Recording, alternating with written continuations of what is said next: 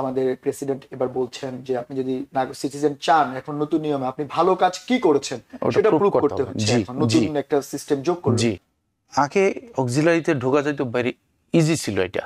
আচ্ছা, মানে আপনার ওয়ার্ক পারমিট থাকলেই নিত, এখন কিন্তু আর নেয় না।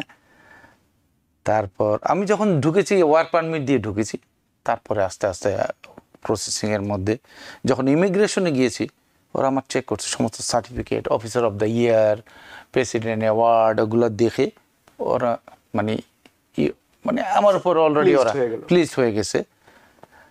ওরা চেক টেক করে তারপর নেক্সট যখন নিচে গেলাম ইন্টারভিউতে আবার, তখন আমি যখন বলতে গেলাম আমি এই করি, we saw your file everything, you know about you.